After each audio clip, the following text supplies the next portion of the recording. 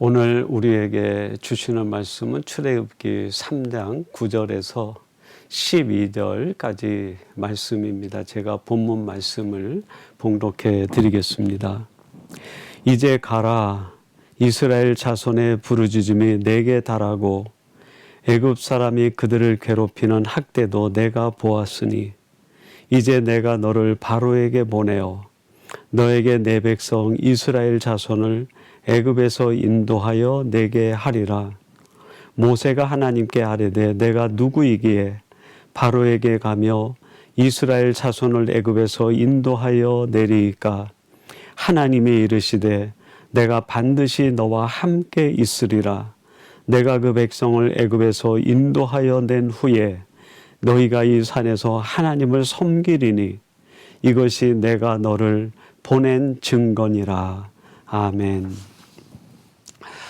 오늘 주일은 주신 말씀 출애굽기 3장 9절에서 12절 말씀을 갖고 찾아오시는 하나님이라는 제목으로 하나님의 말씀을 전하도록 하겠습니다. 부활절이 지난 4월 한 달은 매일 성경이 출애굽기 말씀을 매일 묵상하도록 배정을 했습니다.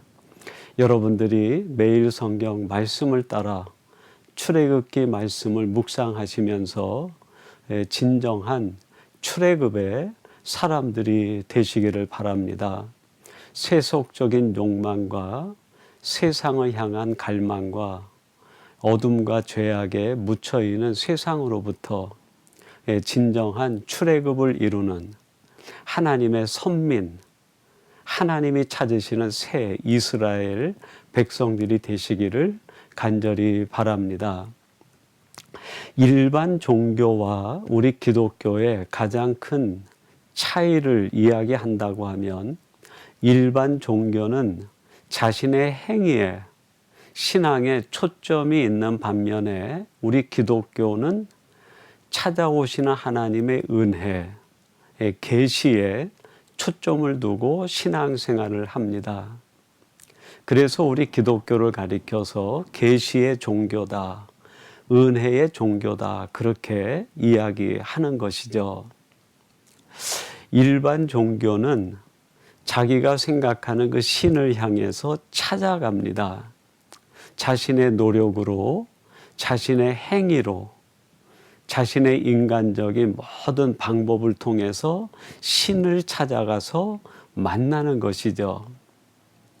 이 신과의 만남이 이루어졌다고 할 때 그 신에게는 어떤 영향력이나 능력이 있는 것이 아니라 수행자가 찾아간 노력, 수행자가 했던 수행 방법이 돋보이게 되고 그것이 더 찬양을 받습니다. 그래서 철저하게 일반 종교는 인간적인 면에 강조점을 두는 인본주의 신앙이 될 수밖에 없는 것이죠.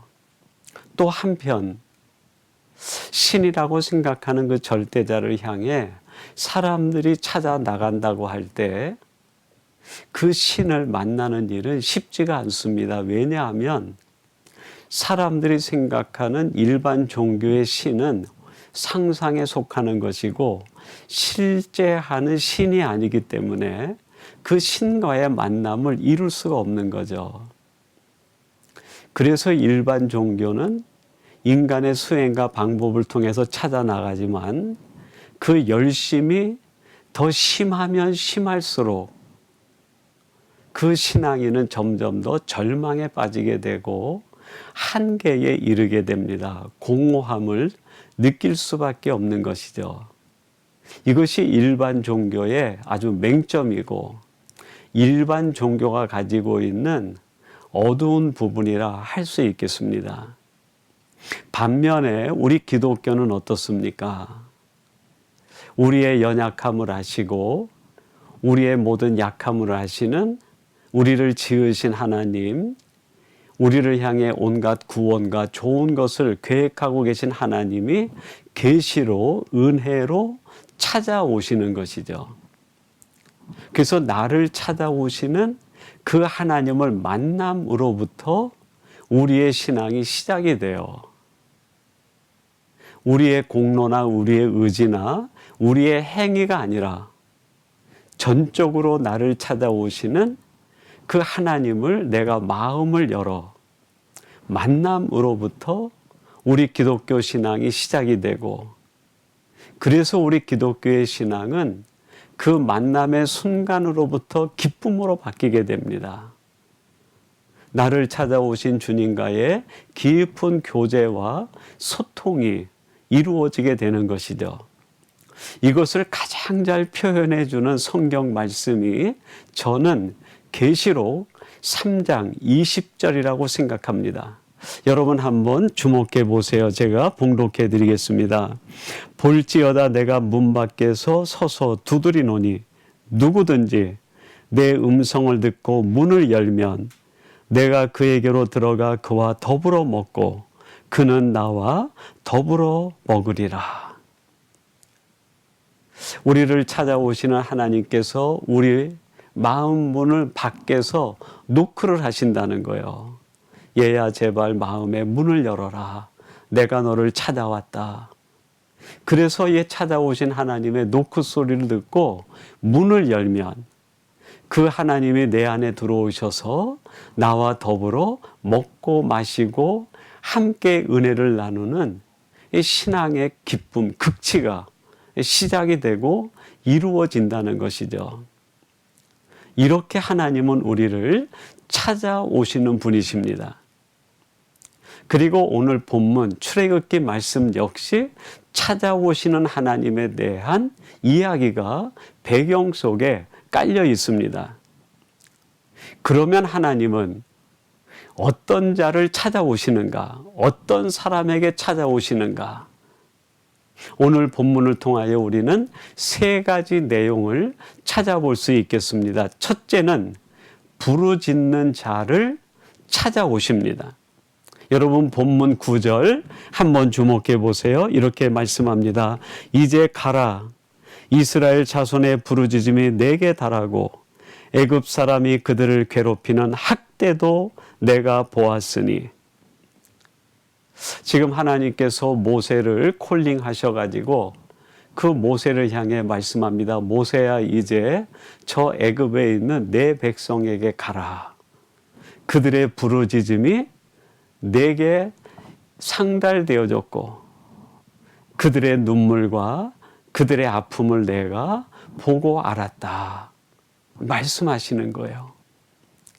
그들의 부르짖음이 하나님께 달했을 때 하나님께서 그들을 찾아가기로 결단하시고 모세를 택하여 찾아가게 하시는 이 위대한 사명을 맡긴 것 아닙니까? 여러분이 하나님께서 애굽에 있는 이스라엘 백성들, 선민된 히브리 백성들을 찾아가시는 까닭이 뭡니까? 일찍이 아브라함을 선택하셔서 이스라엘의 믿음의 조상으로 세울 때 그 아브라함에게 약속하신 말씀대로 이루시기 위하여 약속의 하나님, 신실하신 하나님이 찾아가시는 거 아닙니까? 여러분 부르짖는 자에게 하나님은 찾아오시는데 어떤 하나님으로 찾아오실까요? 신실하신 하나님, 우리에게 말씀하신 대로 이루시는 하나님, 그걸 이루시기 위해서 하나님이 직접 우리에게 찾아오신다는 말씀입니다. 예레미야 33장 3절 말씀, 여러분 한 번 더 주목해 보세요. 이렇게 하나님께서 말씀합니다. 너는 내게 부르짖으라. 내가 내게 응답하겠고 내가 알지 못하는 크고 은밀한 일을 내게 보이리라. 하나님께서 예레미야를 통해서 바벨론에서 포로 생활하고 있는 이스라엘 백성들에게 들려주시는 예언의 말씀입니다. 예레미야에게 하나님이 말씀하시기를 바벨론에서 어려움과 영적인 박해와 신앙적인 어려움을 당하는 그들의 부르짖음이 내게 들렸기에 내가 너를 보내어 내가 너희들을 찾아가는 하나님을 알려주시겠다고 하는 말씀 아닙니까? 너는 내게 부르짖으라. 그리하면 내가 너를 찾아가서 도저히 내가 알 수 없는 크고 은밀한 일, 하나님의 놀라운 역사를 이루어 주시겠다고 말씀합니다. 여러분, 하나님은 찾아오시는 분이에요. 누구에게 찾아오실까요? 그렇습니다. 부르짖는 자에게 응답의 하나님으로 찾아오시는 분이에요. 저는 이 부르짖음을 떠올릴 때마다 생각나는 인물과 사건이 있습니다. 히스기야예요. 이사야 38장 5절 한번 주목해 보세요. 너는 가서 히스기야에게 이르기를 내 조상 다윗의 하나님 여호와께서 이같이 말씀하시기를 내가 내 기도를 들었고 내 눈물을 보았노라. 내가 내 수완에 15년을 더하고. 이 히스기야가 병들어 죽게 되었을 때 벽을 향해서 하나님 앞에 간절히 기도하고 부르짖습니다. 하나님, 지금 이 나라 이 백성 저 외적의 침입 앞에 직면해 있는 지금 이 땅의 상황이 너무나 위급하고 너무나 힘듭니다. 그런데 내 몸에 질병이 있어서 그들을 막아낼 수 있는 능력도 없고 방법도 없습니다. 하나님, 어떻게 할까요? 통곡을 하며 눈물을 쏟으며 부르짖을 때 하나님께서 이사야에게 응답하셔서 히스기야에게 들려주시는 말씀이 바로 이 말씀입니다. 내가 너를 찾아갈 것이다. 내가 내 기도를 들었고 내 눈물을 보았노라. 너의 부르짖는 부르짖음에 내가 응답하여 내가 너를 찾아가서 내 생명을 15년을 연장하고 너의 모든 대적들을 내가 다 몰아내고 쫓아내겠다고 하시는 응답의 말씀입니다. 여러분, 다시 말씀드리지만 하나님은 우리를 찾아오시는 분이에요. 우리가 노력하고 우리가 수행하고 인간적인 방법을 통해서 만날 수 있는 분이 아니라 긍휼과 사랑과 우리를 아끼는 마음으로 우리에게 찾아오시는 분이십니다.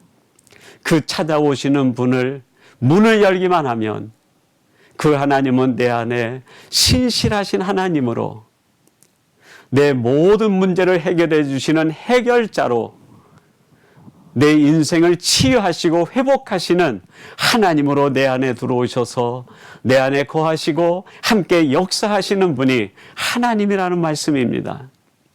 여러분이 하나님이 이스라엘 백성들과 저 바벨론 포로에 있는 백성들과 히스기야에게만 찾아갔을까요? 아닙니다. 오늘 예배하는 우리들에게도 그 하나님은 동일하게 찾아오시는 분이세요. 여러분이 문을 열고 그 찾아오신 주님을 마음에 모실 때 그 하나님께서는 여러분 심령 안에서 신실하신 약속을 이루시고 여러분을 자유케 하시고 여러분이 가지고 있는 인생의 모든 고통과 아픔들을 치유하시고 회복해 주실 줄로 믿습니다. 두 번째, 하나님은 찾아오시는 분이신데 강팍한 죄인에게 찾아오시는 분이세요. 여러분, 오늘 본문 10절 한번 주목해 보세요. 제가 봉독해 드리겠습니다. 이제 내가 너를 바로에게 보내어 너에게 내 백성 이스라엘 자손을 애굽에서 인도하여 내게 하리라. 하나님께서 모세를 저 애굽 땅에서 고통받고 부르짖는 이스라엘 백성들에게 보내시겠다 말씀하시면서 또한 10절에 보니까 바로에게 보내겠다라고 말씀을 합니다. 여러분이 바로가 누굽니까? 구약 성경에 나타난 많은 인물들 중에서 하나님이 강팍하다, 완악하다라는 말을 가장 많이 지목하여 사용한 사람이 바로입니다. 마음이 완악한 사람, 마음이 강팍한 사람이에요. 아주 뼛속 깊이까지 죄인입니다. 이렇게 강팍하고 완악하고 죄인된 하나님을 대적하는 그 바로를 하나님이 포기하지 아니하시고 모세를 선택해서 모세로 하여금 바로를 찾아가게 합니다. 왜 하나님께서 이렇게 완악하고 강팍하고 뼛속까지 죄인인 바로를 모세를 보내서 찾아가시려고 하셨을까요? 거기에 대한 실마리를 우리가 출애굽기 7장 14절 말씀에서 엿볼 수 있게 됩니다. 한번 주목해 보세요. 여호와께서 모세에게 이르시되 바로의 마음이 완강하여 백성 보내기를 거절하는도다. 하나님께서 모세를 바로에게 거듭거듭 보내면서 하나님이 보내셨다고 하는 사인을 보내줍니다. 그 바닷물이 피가 되게 하고 그 개구리들이 온 사방에 몰려와서 애굽 온 땅을 덮게 하는가 하면 뭐 파리떼가 몰려오고 온갖 재앙들이 그냥 쉴 새 없이 밀려듭니다. 애굽 사람의 눈으로 보면 그 모두가 재앙처럼 보였을 거예요. 저도 신학을 하기 전에 그 10가지 재앙 이야기를 들으면서 한 가지 궁금한 부분이 있었어요. 풀리지 않는 거죠. 하나님은 사랑의 하나님이라고 말씀하시는데 왜 이렇게 저 바로 애굽 백성들은 그들을 향해서는 10가지 재앙을 계속 끊임없이 내리시고 임하게 하는 것일까?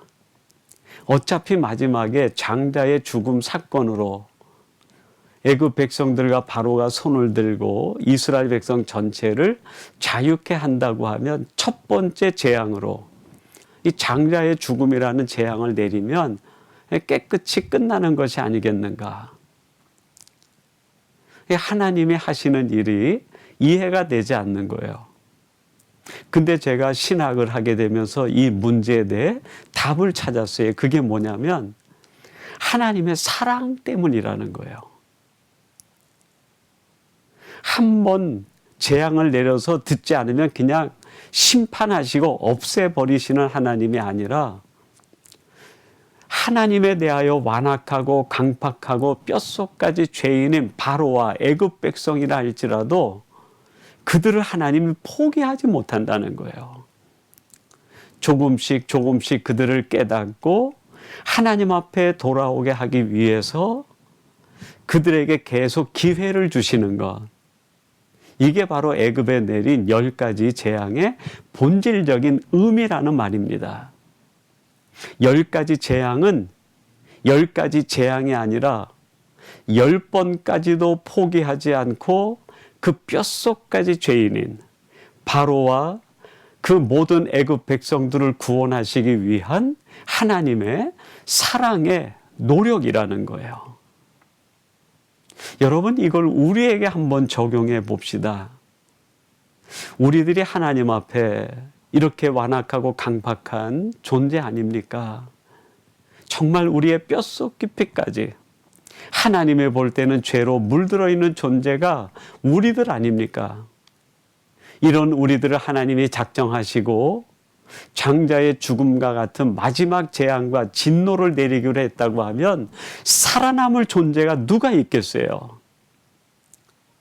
그러나 하나님은 그렇게 하지 아니하시고 우리에게 기회를 주시고 또 기회를 주시고 또 기회를 주시고 또 용서하고 또 사랑하고 또 기회를 주셔서 마지막 우리들이 우리에게 찾아오신 하나님을 마음에 영접하고 하나님의 사람으로 회개하여 이렇게 구원받은 자가 돼서 그리스도인으로 살아가고 있는 거 아닙니까?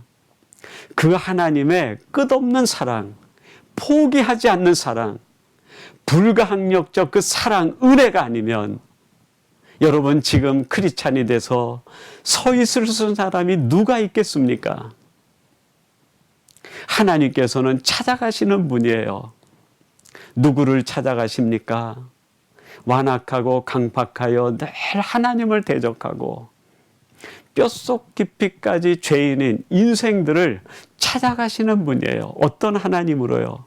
사랑의 하나님, 용서의 하나님, 구원의 하나님으로 찾아가시는 분이십니다. 이 사실을 깊이 깨달은 사람이 예수님의 제자 가운데 사도 요한이었어요.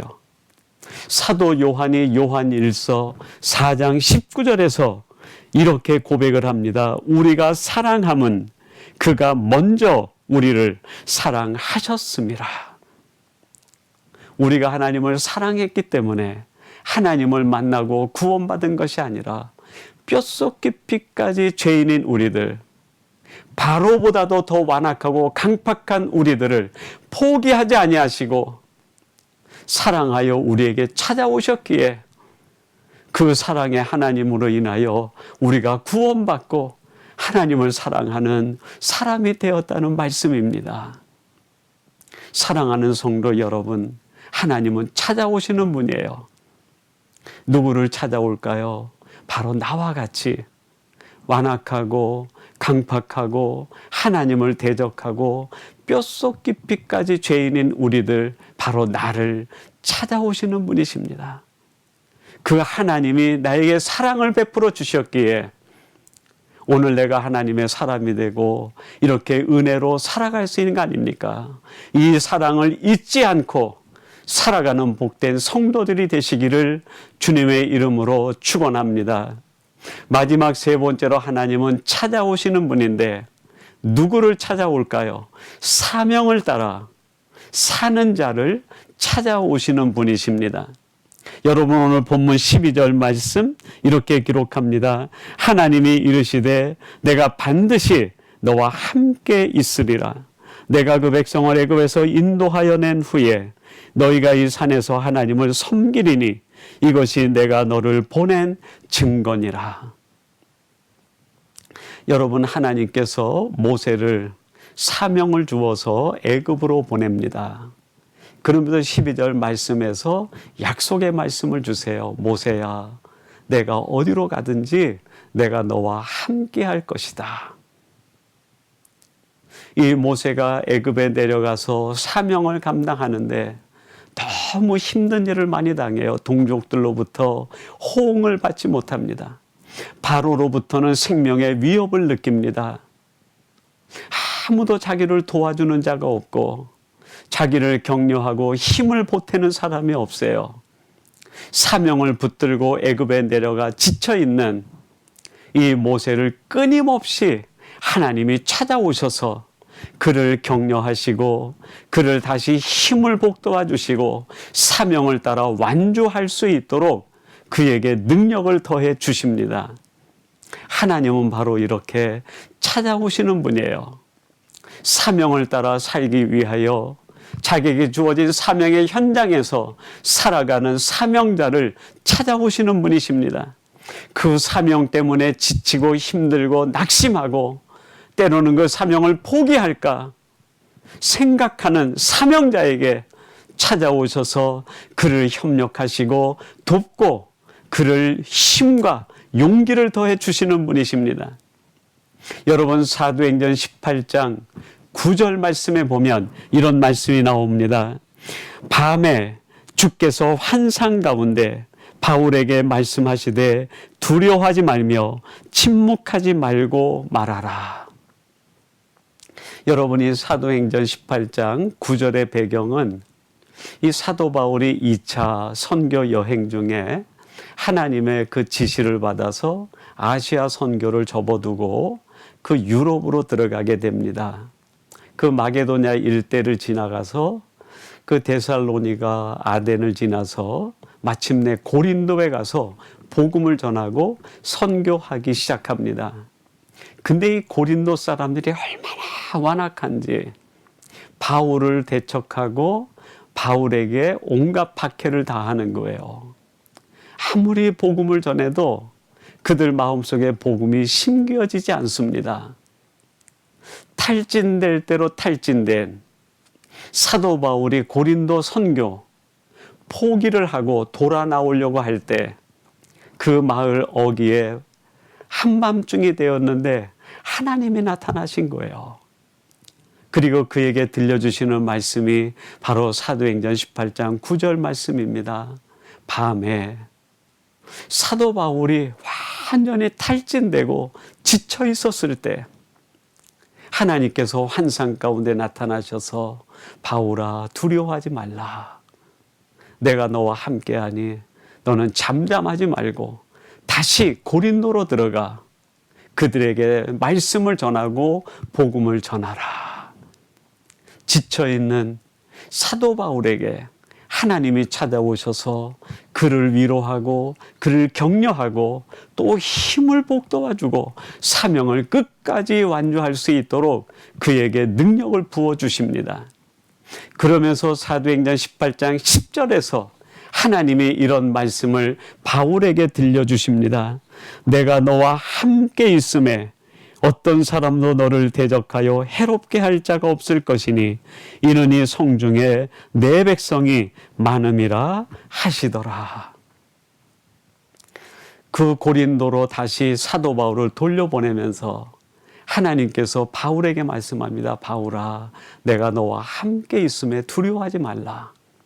내 눈에는 대적자들밖에 보이지 않고 아무도 너를 돕는 자 없는 것처럼 보이지만 이 성중엔 내가 택한 나의 백성, 너와 함께 섬길 수 있는 많은 사람들을 내가 이미 그 성에 예비해 놓았노라. 그러니 담대하게 이 고린도로 들어가서 복음을 전하라 선포합니다. 여러분, 사도 바울에게 들려주신 이 사도행전 18장 10절 말씀은 제 개인적으로도 아주 소중한 말씀입니다. 제가 목회를 시작하게 된 소명의 말씀이 바로 이 사도행전 18장 10절 말씀이기 때문에 그렇습니다. 제가 군대 생활을 할 때 군종으로 3년간 복무를 하고 제대할 즈음 제 마음속에 한 가지 갈등이 생겼어요. 내 소명에 대한 갈등이었습니다. 하나님이 정말 나를 목회자로 부르신 건가? 아니면 내가 세상에서 일반 일을 하며 돈을 벌어서 하나님의 일을 하는데 내가 쓰임받는 사람이 되는 것이 맞는가? 이 소명에 대한 아주 심각한 갈등이 생겼습니다. 왜냐하면 제가 고등학교를 졸업하고 그때 학교 교목이셨던 목사님께서 상계동에 있는 성서신학대학교에 입학을 시켜주셨어요. 제 가정 형편이 어려워서 대학 진학을 포기했는데 그 교목 목사님이 신학교에 가라. 내가 기도해 보니까 너는 목회자가 되는 게 맞겠다 하는 뜻에서 신학교에 입학을 시켜주신 거예요. 목사님이 입학을 시켜주셨으니까 제가 한 2달 그 신학교를 출석하고 공부를 해보는데 영 내 뜻이 아닌 것 같아요. 내 뜻으로 내가 소명의식이 있어서 간 것이 아니니까 갈등이 더 심했죠. 그래서 2달 정도 다니다가 학교를 휴학한 것도 아니고 그냥 출석을 하지 않았어요. 그리고 한 2년 지나서 군대 영장이 나와 입대를 하게 된 거죠. 근데 그것이 병적 카드에 남아있다 보니까 제가 자대 배치를 받으면서 군종으로 배치를 받은 거예요. 지금까지는 내 뜻, 내 의사와 전혀 관계없이 신학교를 가고 군종으로 3년 생활하다가 제대를 앞에 두고 있었던 거예요. 제대를 앞에 두고 제게 풀어야 될 문제가 바로 이 문제였습니다. 그래서 제가 그때 그 철원 근방에 있었던 대한수도원이라고 있었는데 그 수도원에 가서 일주일을 금식 기도하면서 내 소명이 뭔가, 정말 하나님이 나를 부르셨는가, 이 문제를 가지고 씨름하는 기도를 했습니다. 제가 금식하고 기도하면 뭔가 하나님이 그냥 기상하고 응답을 하시고 말씀을 해 주실 줄 알았어요. 아주 신비한 소명의 경험이 있으리라 그런 기대를 가지고 금식 기도를 한 거죠. 근데 이틀이 지나고 3일이 지나고 4일이 지나도 아무 기색이 없는 거예요. 아무 감동이 없는 거예요. 일주일 마지막 금식 기도를 끝내고 이제 기도원을 내려올 시간이 점점 임박해 왔습니다.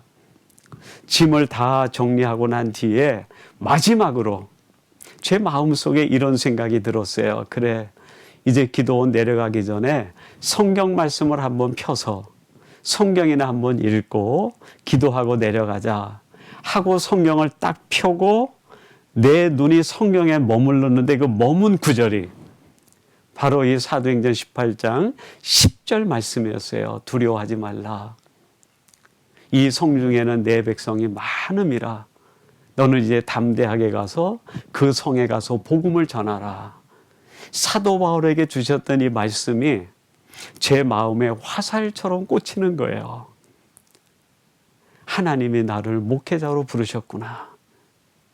그리고 하나님께서 나를 보내시는 곳이 어디든지 하나님이 나와 함께 하시고 내가 그곳에서 담대하게 복음을 전할 때 내 능력이 아니라 내 기술이 아니라 하나님이 원하시는 하나님의 역사가 하나님께서 택하신 사람들이 함께 섬겨 하나님의 큰 영광을 이루실 하나님의 계획이 여기에 있구나 하는 것이 내 마음의 소명으로 다가와 제가 제대하고 신학을 다시 시작해서 오늘 이렇게 목회자로 세워질 수 있게 되었습니다.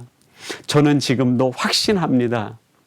사명을 따라 살아가는 자에게 하나님이 찾아오셔서 위로하시고 격려하실 뿐 아니라 하나님은 그와 함께 하시고 그의 눈에는 보이지 않지만 그를 돕기 위한 많은 동력자들과 협력자들을 반드시 주변에 세워주심을 저는 확신하고 믿습니다.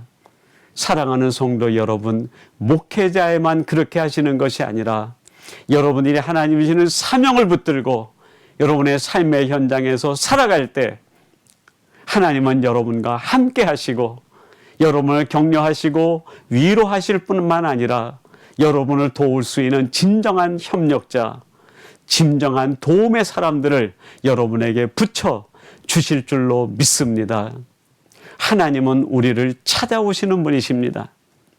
우리들이 마음의 문을 열고 나를 찾아오시는 그 하나님을 마음에 모시기만 하면 그때부터 내 마음은 천국이 되고 여러분의 삶은 환희가 되고 여러분의 가는 인생은 시온의 대로가 열리게 될 줄로 믿습니다. 이 같은 은혜를 누리는 복된 성도들이 되시기를 주님의 이름으로 축원합니다. 우리 같이 기도하겠습니다. 하나님 아버지, 오늘 말씀을 통해 하나님은 우리를 찾아오시는 분이라고 가르쳐 주시니 감사합니다. 내가 찾아가서 만나는 분이 아니라 우리의 약해 있을 때, 우리들이 지쳐 있을 때, 우리들이 소망이 없을 때, 우리 쓰러져 울고 있을 때 찾아오시는 분이시며 부르짖는 자에게 찾아오시고 사명을 따라 살고자 하는 자에게 찾아오시고 설령 우리들이 뼛속 깊이까지 죄인이라 할지라도 찾아오셔서 우리를 구원하시고 용서하시고 사랑을 베푸시며 은혜 가운데 살 수 있도록 함께 해주시는 분이 하나님이시라고 말씀해 주시니 감사합니다. 오늘 이 말씀을 통하여 다시 한번 우리 하나님을 진정으로 깨달아 내게 찾아오시는 하나님을 마음을 열고 모심으로 인하여 우리의 삶이 천국이 되게 하시고 우리가 가는 길이 시온의 대로가 열리는 길이 되게 하시고 우리의 삶을 통하여 온전히 하나님의 영광만이 드러나게 해 주옵소서. 예수님의 이름으로 기도하옵나이다. 아멘.